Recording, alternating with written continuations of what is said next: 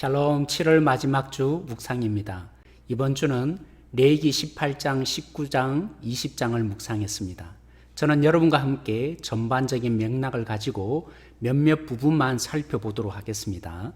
18장은 그들이 430년간 살았던 애굽, 그 애굽인들처럼 성적인 문란을 하지 말라는 내용을 다루고 있습니다. 이것과 연관되어서 20장에는요, 그들이 앞으로 살게 될 가나안의 문화, 성적인 문란을 닮을 때 하나님이 어떻게 징계하실지를 다루고 있습니다. 이 둘 사이에 19장이 있는데요. 제사로만 끝나지 않고 실제의 삶에도 하나님을 예배하는 삶으로 구체적인 예를 하나하나 들어서 나타내고 있습니다. 11장 44절 이후로 한 번도 안 나오던 나는 여호와 너희 하나님이라는 말이 집중적으로 18장, 19장, 20장에 나타납니다. 나는 여호와라는 이 말을 빼고도 레위기에 총 22회 사용된 것 중에 13번이 등장합니다. 이것은 하나님을 만나고 교제하고 살아가는 삶이어야 함을 도전하게 합니다. 우리의 행동은 하나님과 어떤 관계에 있느냐에 따라 달라집니다. 하나님과 교제하여 하나님을 알 때 우리는 종교 생활에서 벗어나 행동으로 표현하게 될 것입니다. 산상수훈을 보십시오.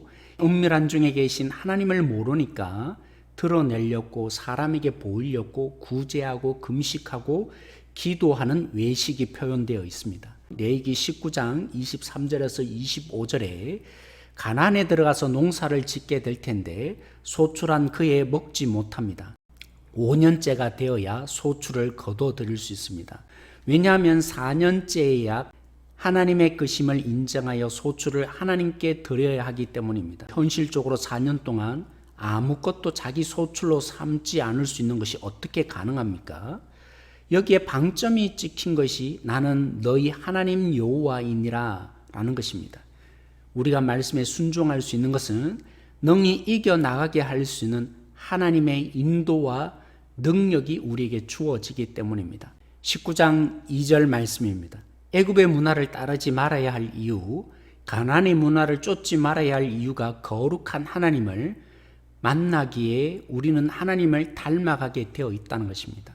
하나님은 이스라엘만 구원으로 목적하신 분이 아닙니다. 제사장 나라 삼으신 이스라엘을 통해서 믿음 자체가 없는 이 땅의 사람들에게 이스라엘이라는 사람의 모습을 통해서 하나님을 맛보여주고 알게 하기 위해서입니다.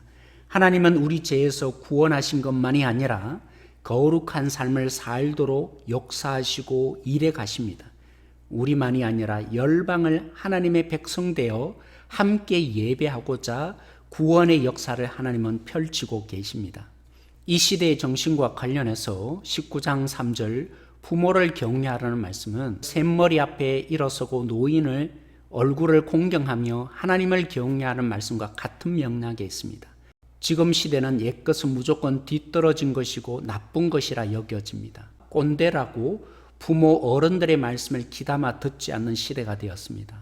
하나님은 부모를 통해 어른들을 통해 경험한 말씀을 전수하게 하시고자 원하십니다. 우리는 특히 부모를 통해 전수되는 하나님을 되찾아야 합니다. 부모는 하나님이 맡겨주신 역할을 기회를 잘 봐서 감당해야 합니다. 왜 애굽의 삶을 담지 말라, 가나안의 삶을 담지 말라 하면서 성적인 타락을 집중적으로 다룰까요? 가나안의 종교는 예배 가운데 예배에 봉사하는 여인과 함께 성적인 결합을 함으로 비를 많이 바알이 준다라고 하는 종교입니다. 공공연하게 이루어지는 성적인 문란이 예배에서 정당화된 것입니다. 이것만이 아니죠. 하나님을 만나지 못한 인간의 특징입니다. 하나님을 만나지 못한 인생은 하나님에 대한 연합의 갈증, 인간 교제에도 하나 되지 못한 갈증이 증폭될 수밖에 없습니다. 주님과의 연합, 그로 인한 예수님을 머리로 한 지체들의 회복만이 유일한 해결점이 될 것입니다. 마지막으로 18장 5절 말씀을 살펴보려고 합니다.